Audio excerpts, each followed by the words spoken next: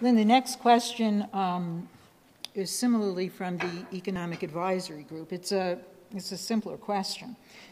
They say, Mr. LaRouche, whenever a discussion of the Federal Reserve takes place, there's a very vocal group that asserts that the Federal Reserve is unconstitutional, blah, blah, blah, blah. We do not wish to address that question. However, both former Federal Reserve Chairman Paul Volcker and Treasury Secretary designate, who I think now may be Treasury Secretary, Geithner, have indicated that the current manner in which the Fed has been operating is way outside its charter.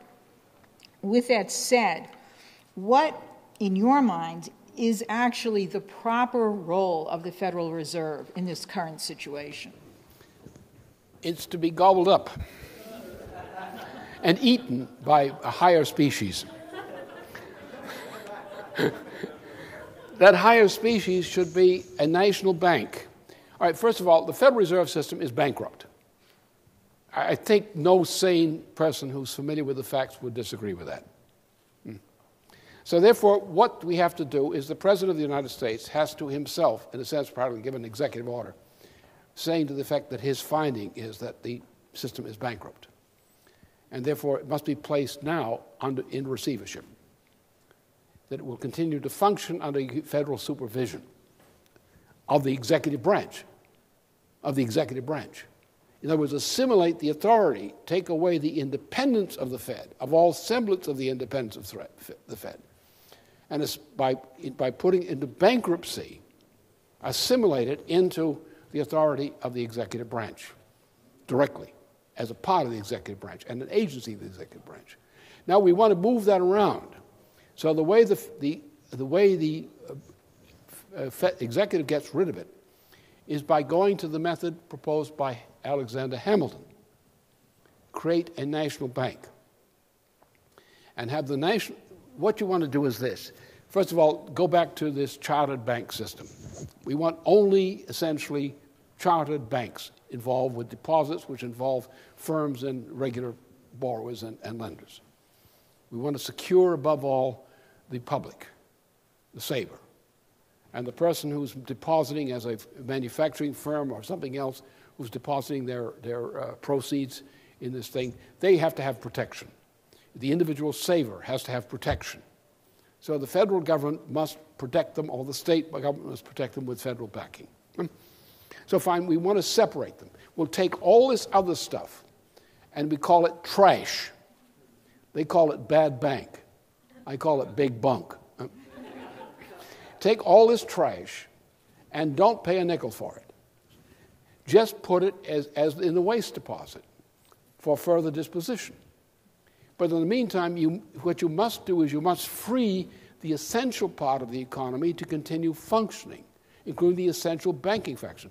Now, what I had proposed back in July 25th, back in 2007, was to put these Homeowners and Protection Act in place, and that would have meant that we would have protected the chartered banking system entirely from the effect of this, and we wouldn't have this problem. What happened is that Barney Frank of Barnum and Bailey engaged in a swindle which he was instructed to carry out to prevent, as ordered by Pelosi, to prevent protection from being given to the chartered banks. In other words, Mrs. Pelosi was acting as a swindler in preventing harm to the vital interests of this nation and its people by taking away the protection which their regular banks, chartered banks, require, and opening the gates for the swindlers of the world to come in and steal and steal and steal and steal. This is not, the United States government is not Las Vegas and should not be Las Vegas. Right? So that's where the problem came in, that we didn't do that. So now we have to reverse the effect of what Barney and Bailey Frankout did. We have to take and separate because the chartered banks have been cluttered up with this filth, this garbage. Carry out the garbage. To go into the bank and say, this fits the quality of a chartered bank account. Protection. This does not. No protection. You go without a condom.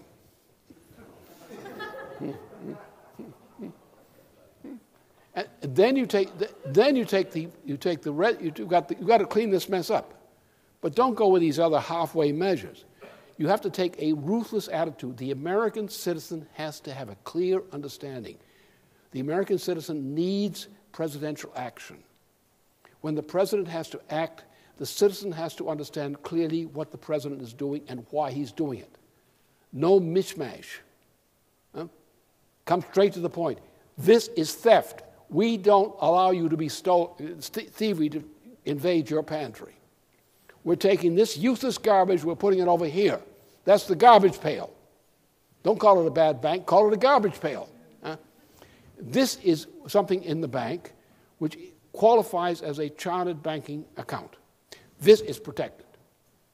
So essentially you use bankruptcy proceeding by putting the system through bankruptcy, the Federal Reserve System through bankruptcy. You sort out the garbage from the valid account.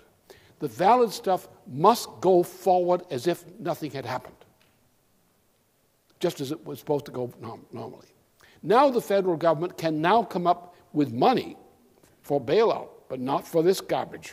Money in order to promote the recovery of production and employment, both foreign and domestic. And the garbage will simply, and what we have to do is create a system of national banking through which private chartered banks of the United States on the federal or state level are able to have a vehicle under the protection of the federal government in dealing with domestic and foreign accounts in the way that Alexander Hamilton prescribed.